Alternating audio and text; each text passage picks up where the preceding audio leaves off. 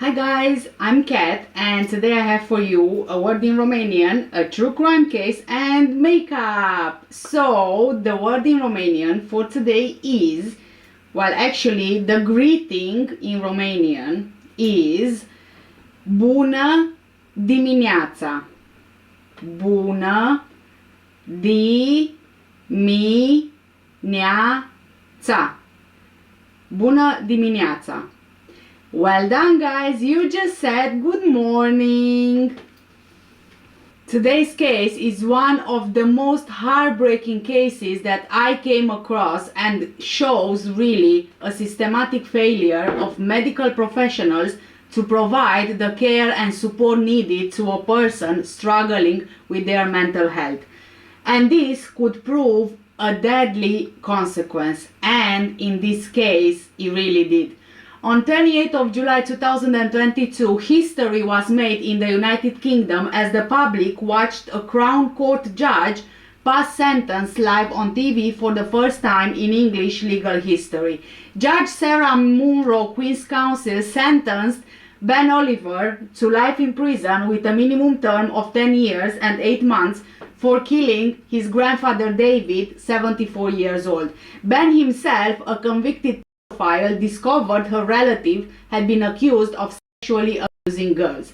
If you are not familiar with this case, I know, I said it's the most heartbreaking and the failure of professionals, and here I am saying that Ben was only sentenced to 10 years in prison for killing his grandfather.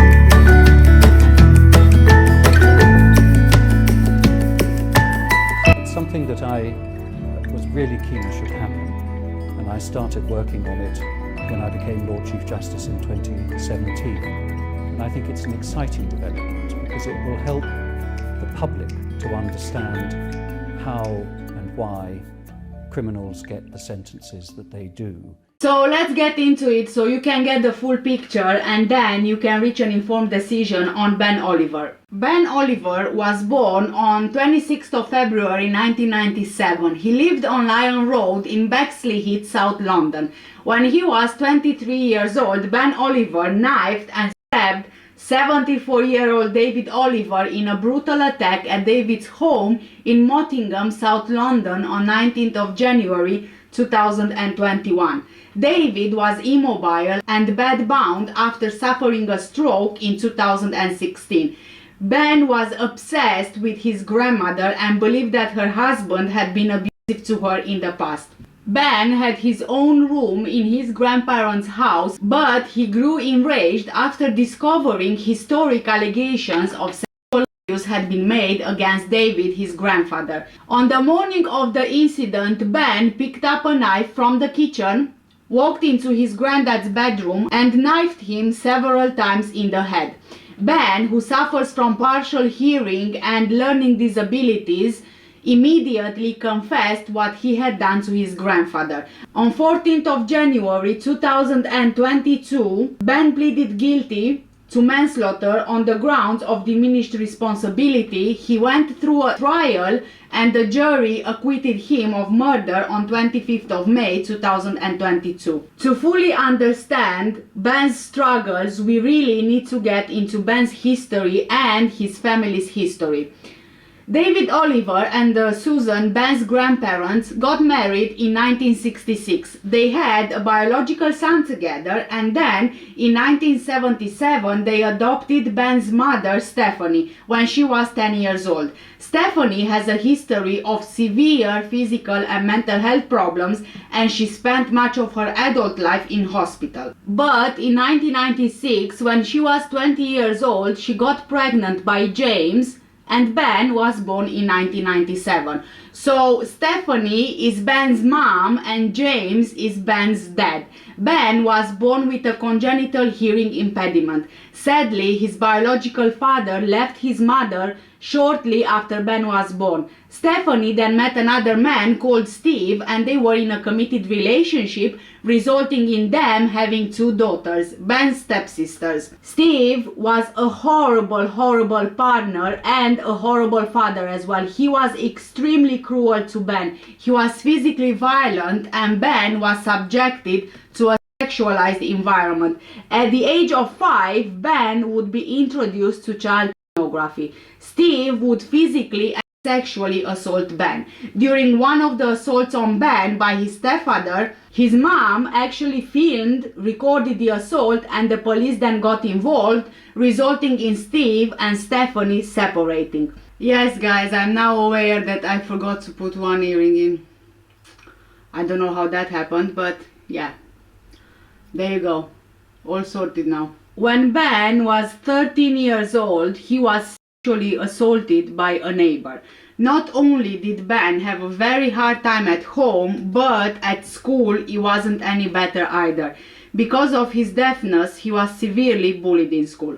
He was diagnosed fairly early at quite a young age with autism, and he was sent to a school for autistic children, but he didn't really thrive there. When Ben's mother, Stephanie, became involved in a same-sex relationship, his behavior deteriorated even further. He ended up in and out of care, and he became irreparably damaged by his early childhood experiences and also his learning disabilities. Throughout his childhood and adult life, Ben had a very strong and positive relationship with his maternal grandparents. He loved both of them dearly, but he loved his nan the most. His nan loved him as well, and she still does. During his trial, Ben clearly displayed many of the recognized features of the autistic spectrum disorder, and he also lacked the ability to show empathy to others, with the exception of his nan and to some extent his granddad until shortly before his death. When Ben was 15 years old, he sexually abused a very young girl, and in September 2016 he received a 6-year custodial sentence for a number of offenses, including rape and an offense of possession of indecent images of children. Supported by psychiatric evidence, the offending in which Ben was involved was learned from his own childhood experiences, and his lack of empathy or understanding was actually related to his autism. Ben was sent to a youth detention center. Ben had no other convictions, however, he was on license from the custodial sentence when he killed his grandfather. A few days before he was sent into custody in 2016, his grandfather, David, had a stroke which actually left him paralyzed. He was only able to use his right side. He was bedbound and looked after by Ben's grandmother, supported by daily carers. While Ben was serving his sentence for the rape, he was the victim of violence at the hands of other prisoners. Whilst he was in custody, he was prescribed medication for his autism and also for his depression. At the same time, allegations came to light that his grandfather David committed child sex offenses. Both Ben's mother and his uncle expressed a serious desire and formed intent to kill David. They had to be persuaded by Ben's grandmother not to do it. From that time on, Ben's grandmother lost all respect for her husband, who was also cruel to her and had multiple affairs during their marriage. In September 2019, Ben was released on license. He was given a flat to live in Bexley Heath, which was about 7 miles away from where his grandparents lived in Mottingham. Initially, Ben was really proud of the house and he actually did very well. He was managing it sadly, until the pandemic hit. He then later found out about the allegations of sexual abuse involving his grandfather, and he told his nan that he could no longer love his grandfather, and he also told his nan that he hated his grandfather. However, at that time, he didn't show any violence towards him or express any desire to be violent. But COVID hit Ben really hard. He became obsessed about catching the virus and behaved in extreme ways in order to avoid catching it. He became extremely paranoid about infecting his grandparents, and he avoided contact with them as a result. Because of this, Ben's mental health declined and he became isolated and separated from his grandmother. On Christmas Eve 2020, he went to his nan's house and asked her to help him kill himself by giving him an overdose of tablets. Ben said that he wanted to die in his nan's arms. His nan comforted Ben and managed to get him to change his mind. He then stayed at his grandparents' house for Christmas, but he returned to his flat on the 27th of December. From that date onwards, Ben would speak to his nan on the phone 3 or 4 times every hour. On the 6th of January 2021, he called his nan again with the intent of killing himself.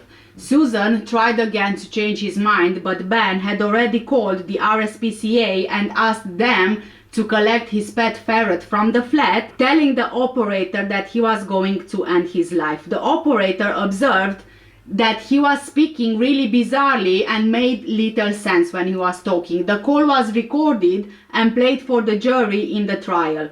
What Ben was telling the operator sounded psychotic, especially him telling the operator that he was looking at child pornography, and he also exposed himself. Ben was taken to hospital, but because of his autism, he didn't really understand that he was expected to stay in the hospital, so instead he took a taxi to his nan's house. His nan wanted Ben to stay with her, but Ben decided to go back to his flat because he was really concerned about his pet ferret.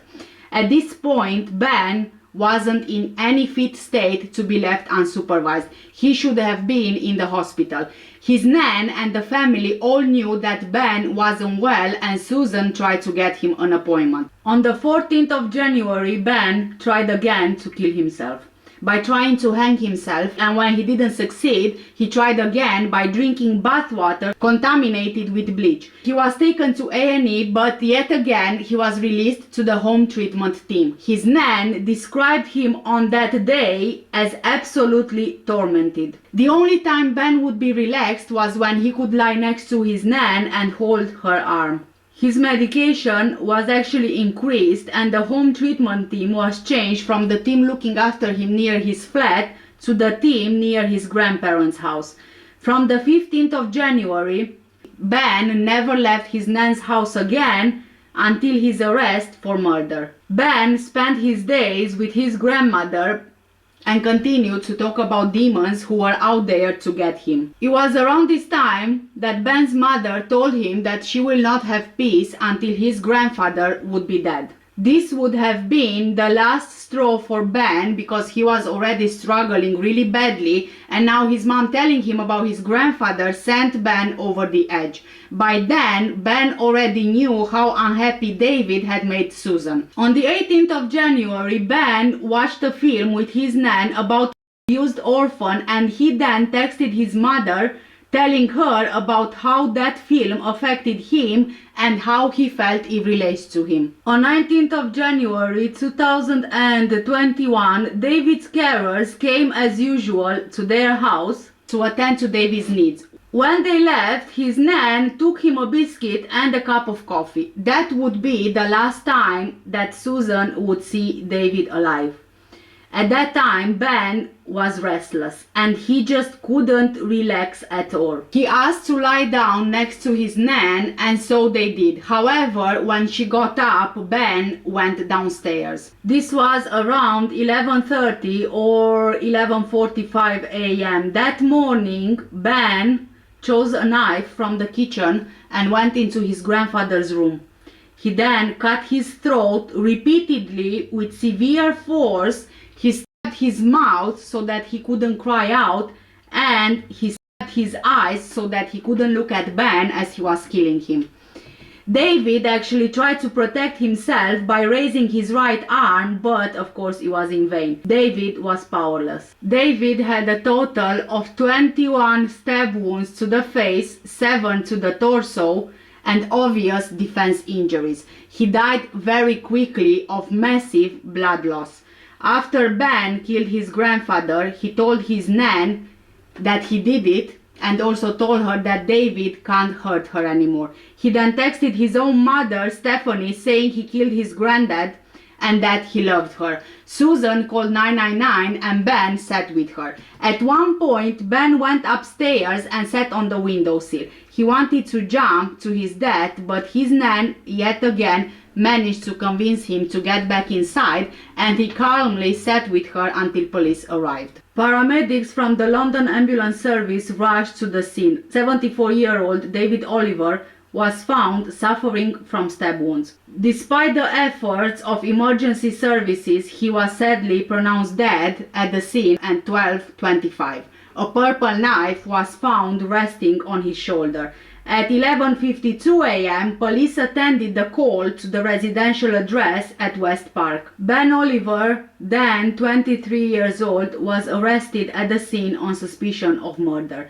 Ben was arrested as he smoked a cigarette in his bedroom. He was taken to a South London police station and he remained in custody throughout the court process. The entire time, Ben was cooperative. His nan told police that all of them in the family had wanted to kill David. While in custody before his trial, there were several mental health assessments done which resulted in differences of opinions as to the true nature and extent of Ben's mental illness. The psychiatrist instructed on Ben's behalf for the trial had access to all his records and had greater expertise in determining the true position. The defense experts were correct in their diagnosis of autistic spectrum disorder, depression, and adjustment disorder. Ben's adjustment disorder came as a result of finding out about the allegations of sexual abuse by his grandfather. Now, I came across the autistic spectrum disorder and also the depression before, so I kind of understand what they are. However, I've never heard of adjustment disorder before, so of course Google was my friend yet again. According to the Mayo Clinic, adjustment disorders are stress-related conditions. You experience more stress than you would normally be expected in response to a stressful or unexpected event, and the stress causes significant problems in your relationship at work or at school. Work problems, going away to school, an illness, death of a close family member, or any number of life changes can cause stress. Most of the times people, they do adjust to such changes within a few months. But if you have an adjustment disorder, you continue to have emotional or behavioral reactions that can contribute to feeling anxious or depressed. Adjustment disorders affect how you feel and think about yourself and the world, and may also affect your actions or behavior. Symptoms of adjustment disorders include feeling sad, hopeless, not enjoying things that you used to enjoy, crying frequently, worrying or feeling anxious, having trouble sleeping, a lack of appetite, difficulty focusing, feeling overwhelmed, difficulty functioning in daily activities, withdrawing from social support, avoiding important things such as going to work or paying bills, suicidal thoughts or behavior. Let's not forget that apart from Ben having autistic spectrum disorder and depression, he also has the adjustment disorder, which would only amplify his mental health struggles. The expert witnesses' views were that Ben's diagnosed medical conditions substantially impaired his ability to form a rational judgment. He didn't think there was any alternative to killing his grandfather.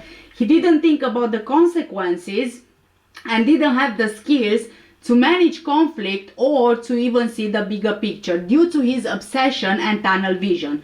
However, Ben understood that he was killing his grandfather and he still decided to do it. The judge said that even though Ben is autistic and depressed, he was actually not psychotic when he killed his granddad, and he carried out the killing in a controlled way, making conscious decisions to attack his eyes and mouth, knowing that he was going to kill him and why he was doing it. Because of his past experiences, he didn't have the resilience or the skills to cope with the disclosures of his grandfather actually abusing someone and hurting his grandmother, and so his emotional well-being was affected. That's why Judge Munro, on sentencing Ben Oliver, she took the starting point of 24 years imprisonment. Then she took into account the vulnerability of David, his granddad, of him being bed-bound, the physical suffering that Ben inflicted on him, Ben's previous offending, and the fact that he was on license. Ben's abnormality of mental functioning was accounted for when his sentence was reduced from murder to manslaughter. However, there was considerable additional mitigation in relation to Ben's upbringing, his experiences as a child, and the fact that other members of his family wanted and on 2 occasions set out to kill his grandfather because of unproven allegations made against him. And of a very big significance was Ben's recent discovery that his grandfather hurt his grandmother. Ben also accepted his guilt and he told the truth about killing his grandfather and the reason why he did it. He also expressed remorse, telling the probation officer, quote, "I've just made the pain greater," end of quote. There was significant evidence that Ben tried on multiple occasions to seek help for his mental health problems, and he was doing well on license. But unfortunately, professionals didn't identify the risk around Ben, and he was sent back into the community. In particular, Ben was placed with his grandparents. A post-mortem examination showed that David Oliver had attempted to defend himself using his one mobile arm, but was in no position to survive the brutal attack. Speaking in Ben's defense, Jennifer Dempsey, Queen's Counsel, told the court that due to his emotional and mental difficulties, the information about his granddad's sexual offenses were almost impossible to process. She said, quote, "Through a series of grossly unfortunate events which we submit combined together to create an almost perfect storm in the middle of which this tragic offense was committed," end of quote. She argued that he had suffered substantial and significant trauma during his childhood and continued, quote, "His life since he was a young child has been characterized by a complete lack of stability and what can only be described as complex family relationship," end of quote. Prosecutor Louis Mabley, Queen's Counsel, told jurors, quote, "He was attacked and killed as he lay helpless in bed in his bedroom on the first floor of the house. He had been repeatedly stabbed and slashed with a knife in the face and in particular in the neck, which had effectively been cut open. It was a brutal attack plainly carried out with the intention of killing him," end of quote. Mr. Mabley said the defendant's case was that he was guilty only of manslaughter on grounds of diminished responsibility and that jurors would have to weigh up his mental state at the time. Giving evidence during the trial, Susan Oliver, Ben's nan, said that on the day of her husband's death, she had approached his bedroom before Oliver came out covered in blood and told her, quote, "Don't go in there, Nan, I don't want you to see that," end of quote. Dr. Cumming, who was one of the professionals to assess Ben Oliver, has provided a report which confirmed that a hospital order is not an option in Ben's case. He described Ben as a very damaged man who will require psychological work in the longer term. On the 27th of July, Judge Munro sentenced Ben Oliver for manslaughter to life in prison, and he will need to serve a minimum of 10 years and 8 months before he is eligible for parole. However, he was given credits for the time that he already spent on remand of 553 days, so he will serve around 9 years in prison before being eligible for parole. And even if he would be released after 9 years, he will be on license for the rest of his life. At the risk of bringing negative comments with this case and also the video coverage that I did now on this case, I will say this: I don't agree with the judge's sentencing. Although in other cases I would certainly say that the sentence was extremely lenient, I honestly don't believe for a minute that Ben should be in prison. I think that really Ben needs to be in a hospital. He needs care, he needs to have care and support. He needs a lot of support for his mental health struggles, and he also needs support to deal with all the trauma that he went through. Yes, I understand that he himself actually abused a young girl, but I have to say that this boy, his whole childhood completely broke him, completely shattered him. Look, after he was born, his dad left him. When he was 5 years old, he was exposed to child pornography. He was only 5, he was just a baby, and he was exposed to child pornography. Imagine what that will do to you as a baby, as a child. He believed that this was actually something normal. He was then abused by his stepfather and then physically abused by him. He witnessed violence in the home. Later on, when he was 13 years old, he was abused by a neighbor, autistic and with a hearing impediment as well. He suffered extreme abuse when he went to school. He then went to a youth detention center after raping a girl. By that point, he was already a teenager who had absolutely no idea what a normal childhood was like. On top of everything, he suffered violence from other prisoners. He then gets out and he finds out that his grandfather sexually abused a young girl, and he was also abused with his grandmother and had many affairs. Not only was Ben sexually abused himself twice at least, and then went on to sexually abuse a girl, but he now finds out that his grandfather abused the young girl. He was struggling in his childhood to deal with what happened to him, only to find out that his own grandparent sexually abused someone. On top of everything, the pandemic hit. The comfort that he would have from his nan, he lost that. He was completely isolated from the world. He became paranoid. He just couldn't deal with it. How many times he tried to take his own life, and how many times he needed help and he didn't get it. Yes, I get that he knew what he was doing when he killed his granddad, and I'm not looking to justify his actions, but what I am saying is that he wasn't in a right state of mind and he never got the help that he desperately needed. And I'm scared that in a prison he won't get the help that he needs, and he might just succeed in ending his life. Thank you guys so much for watching today's video. Please do let me know what do you think about Ben in the comment section down below. Do you think that his place is in a prison, or do you think that he would rather benefit from being in a hospital where he could get treatment for all his trauma to learn how to deal with it? Please do let me know in the comment section down below. Before I end this video, if you are interested in any of the products that I used to do my makeup today, all the links for the products will be in the description down below. They are always there.